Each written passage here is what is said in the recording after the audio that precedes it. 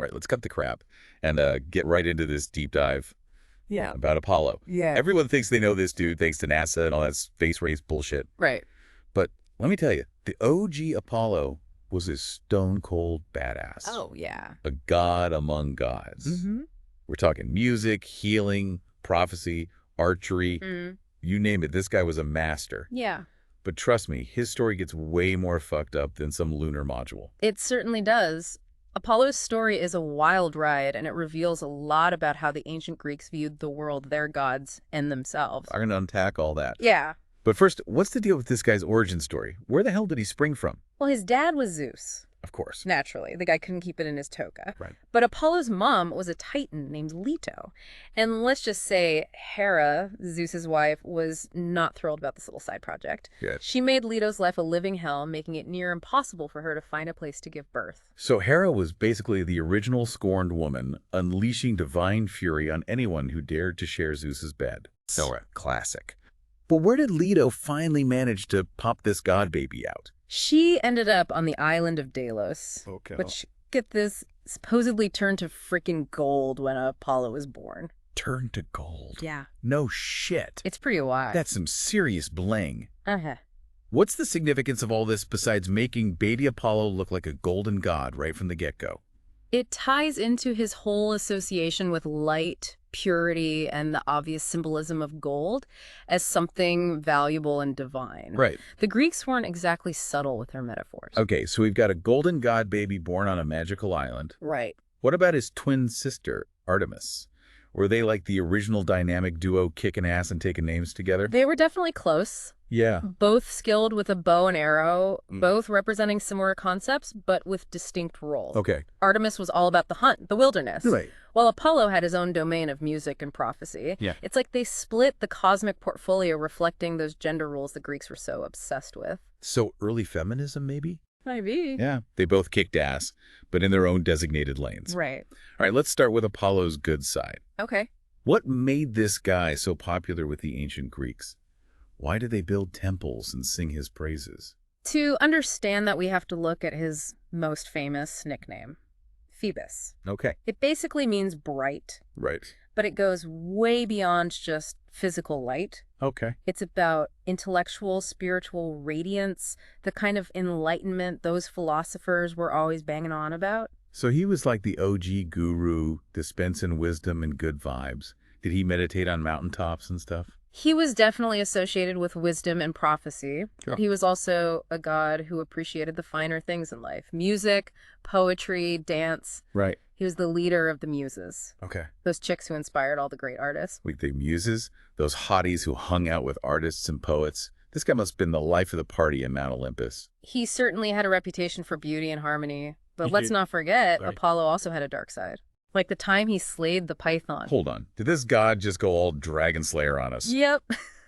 The python was this monstrous serpent guarding the Delphic oracle, a place with some serious prophetic mojo. Right. And Apollo, basically a divine toddler at this point, took her down to claim the oracle for himself. Holy shit. The god baby just straight up murdered a giant snake. Yeah. Okay. That's pretty badass, Wow. but also kind of messed up. Remember, to the Greeks, this wasn't just some random act of violence. Right? The python represented chaos and primal forces. Okay. Apollo killing her was all about establishing order, showing he was a powerful protector. Okay, so he was a dragon-slaying, lyre-strumming god who brought order to the world. Right. Feels pretty damn impressive. Yeah. But you mentioned a dark side. Yes. Don't leave us hanging. Yeah.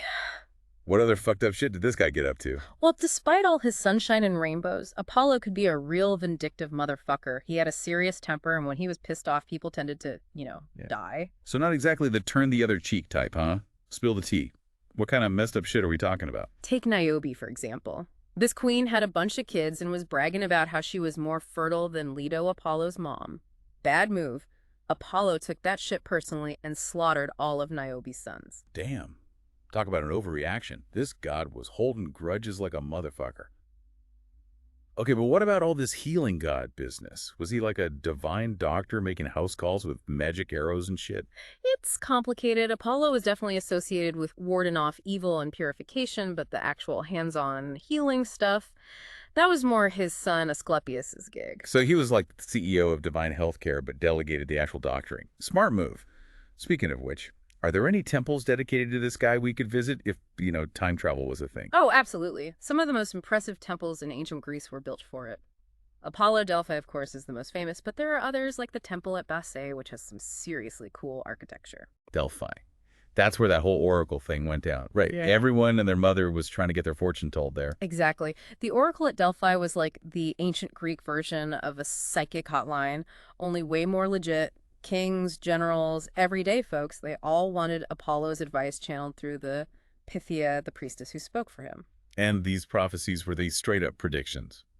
Or more like cryptic bullshit that left people scratching their heads. Often the latter. The Pythia's pronouncements were notoriously ambiguous, open to interpretation, which, is pretty convenient when you're dealing with the future. Yeah, no one wants to be held accountable for a bad prediction.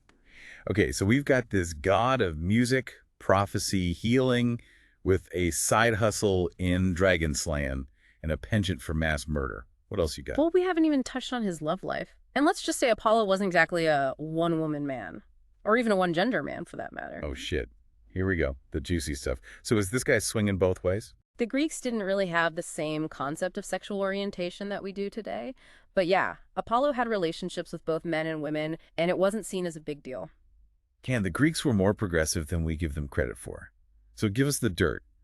Who are some of Apollo's most famous conquests? One of the most tragic stories is that of Hyacinthus, a Spartan prince who was totally Apollo's type.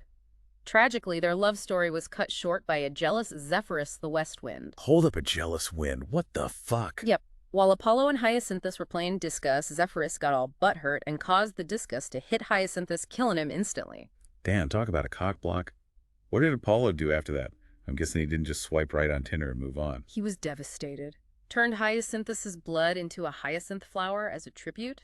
A bit morbid, but also kind of romantic in a fucked up Greek god way. Okay, so a dead lover turned into a flower. Mm-hmm. That's one for the scrapbook. Mm-hmm. But I'm guessing not all of Apollo's love affairs ended so poetically. Definitely not. His passions often had some seriously messy consequences. Take Daphne, for example, a nymph who was all about that virgin life. Oh, I see where this is going. A god who gets what he wants, and a nymph who's sworn off dick. Not exactly a recipe for happily ever after. You got it. Apollo was smitten with Daphne and chased her relentlessly. She wasn't into it, so she begged her dad, the river god, Peneus, to help her out. And I'm guessing Daddy Dearest stepped in to save his little girl from the horny god. He did. Just as Apollo was about to catch Daphne, Peneus turned her into a laurel tree. A fucking tree. Talk about a buzzkill. What did Apollo do with a tree? I mean, it's not like he could take her out to dinner in a movie. He was heartbroken, obviously, but he declared the laurel tree sacred and its leaves became a symbol of victory and honor, so I guess he found a way to make lemonade out of lemons. Okay, so we've got a dead lover, a tree transformation. Not exactly a winning streak for Apollo in the love department. Yeah. Did this guy have any successful relationships? Or were they all doomed from the start? He did have other relationships with both mortals and immortals, and you know what they say about practice making perfect. He had a lot of kids, and some of them played pretty significant roles in Greek mythology. Wait, so this god was spreading his seed all over the place? Are we talking demigod babies? You bet. Asclepius, the god of medicine, was one of Apollo's most famous sons. And get this, he was so good at healing that he could even raise the dead. Holy shit. Raising the dead. That's some serious power. No wonder Zeus was always so paranoid about humans getting too powerful. Yeah, Asclepius's little resurrection stunt didn't go over too well with Zeus. He ended up getting struck by lightning, but Apollo was so heartbroken that he begged Zeus to bring him back. And Zeus, being Zeus, he eventually caved and made Asclepius a god. Damn, that's some hardcore fatherly love. Good. Okay, so we've got tragic love affairs, tree transformations, demigod doctors who can cheat death. What else you got on Apollo's offspring? His kids were a mixed bag, just like his interests. Musicians, prophets, healers, even city founders, you name it. Apollo had a kid who did it. Orpheus. The dude who almost got his wife back from the underworld with his music was supposedly Apollo's son. Orpheus. Now that's a name everyone knows. The OG rock star who could charm the pants off even the gods of death. Okay. So Apollo's got some pretty impressive kids. Any other notable love stories we should know about? There's Cassandra, a Trojan princess who Apollo gave the gift of prophecy to. But there was a catch. He also cursed her so that no one would ever believe her predictions. Damn, talk about a mixed blessing. To know the future but have everyone think you're crazy, that's some serious bullshit. Yeah, it highlights another side of Apollo. He could be a real dick when someone rejected him or betrayed his trust, divine retribution and all that. Okay, so we've got a god who's passionate, talented, vengeful, and clearly has a thing for forbidden love. I'm starting to understand why the ancient Greeks were both fascinated and terrified by this guy. Exactly. He's like the ultimate embodiment of contradictions. The good, the bad, the creative, the destructive. He represents the best and worst of humanity, all wrapped up in a divine package. Deep. But before we get too philosophical here, let's get back to the good stuff. You mentioned Apollo wasn't shy about hooking up with dudes. Give us the details. Who were some of his male lovers? Well, his relationship with Hyacinthus was definitely the most well-known. The Spartans even had temples dedicated to them as a couple. Whoa, temples for a god and his boyfriend. That's pretty wild. Yeah. The Greeks were definitely more open-minded than we give them credit for. And other male lovers we should know about? There's Cyparissus, a young guy who was beloved by Apollo. He accidentally killed a stag that was sacred to the god and was so overcome with guilt that he wished to weep forever. Wait, he wanted to cry for all eternity? That seems a bit dramatic even for a Greek myth. It does, but it shows how intense his emotions were. Apollo, touched by his grief, turned him into a cypress tree, and its sap became a symbol of mourning. Another tree? Seriously, what's with Apollo and turning people into trees? Was he a frustrated landscape architect or something? Maybe he just had a thing for symbolism. Trees represent strength, endurance, rootedness qualities that Apollo probably valued. Plus, they're a pretty permanent reminder of the people he loved and lost. Okay, I see your point. So we've covered Apollo's romantic escapades both with women and men. We've seen how his passions could lead to both beautiful and tragic outcomes. What else is there to say about this complex god? We could dive into his role as a patron of the arts, his prophetic abilities, his association with purification and healing. But those are stories for another time, maybe, in part 3 of our deep dive. Sounds good to me. We probably overloaded our listeners with enough information for one day. They're probably going to need a stiff drink after all this talk of gods, monsters, and tragic love affairs. So stay tuned for part 3, where we'll wrap up our exploration of Apollo the god who was way more than just a pretty face. Peace out. Welcome back to the final round of our deep dive into the world of Apollo the god, who could rock a lyre, slay a dragon, and break hearts like it was an Olympic sport. Indeed, we've explored quite a bit of his story already, from his golden birth to his tumultuous love life. And let's not forget his penchant for turning people into trees. But there's still more to uncover about this complex and contradictory deity. Right on. So for this final installment, let's delve into the whole prophecy thing. Apollo was the driving force behind the Delphic Oracle, the most famous fortune-telling gig in the ancient world. What was the deal with that whole setup? That always seemed a bit convoluted to me. Go to a temple, ask a stone priestess a question, and get a cryptic answer that could mean anything. The oracle at Delphi was a big deal. People from all walks of life, farmers, kings, philosophers, flocked to Delphi seeking Apollo's guidance. They would present their questions to the Pythia, the priestess who served as his mouthpiece. It was a highly ritualized process steeped in mystery and, as you mentioned, a certain amount of mind-altering substances. Yeah, the whole intoxicating vapors thing always sounded a bit suspicious to me. Was this chick really channeling Apollo, or was she just high as a kite? And what kind of questions were people asking? Was it all life or death stuff, or did they also want to know who was going to win the chariot races? The questions ranged from the mundane to the monumental. People sought advice on everything from personal matters like marriage and childbirth to matters of war and politics. The oracle's pronouncements could influence the course of empires. Damn, that's some serious power. But how the hell were these prophecies even interpreted? They always seemed pretty vague and open-ended. That was part of their allure and their danger. The Pythia's pronouncements were often ambiguous, open to multiple interpretations. This wasn't necessarily a flaw, but a reflection of how the Greeks understood fate. The future wasn't fixed, but fluid-shaped by both human choices and divine intervention. Okay, so it wasn't a predetermined destiny, more like a cosmic choose-your-own-adventure. But surely there were some famous prophecies that had a major impact on history. Give us some examples. One of the most well-known is the prophecy given to Oedipus, the king of Thebes. The oracle foretold that he would kill his father and marry his mother. And spoiler alert, that's exactly what happened, with some seriously messed up consequences. Yeah, Oedipus, the poster boy for family drama. Yeah. Definitely not someone you want to invite to Thanksgiving dinner. But it sounds like this whole prophecy thing was a bit of a double-edged sword. Yeah. You get some divine knowledge, but it might just ruin your life in the process. Precisely. Prophecy was a powerful force, but it often came at a high price. Sometimes ignorance is bliss, as they say. Truth. Mm. Okay, so we've covered oracles, prophecies, and tragic destinies. What about Apollo's role as a god of healing? Was he just handing out divine prescriptions, or was there more to it? It was more complex than that. Apollo was often invoked to ward off disease and purify individuals and spaces.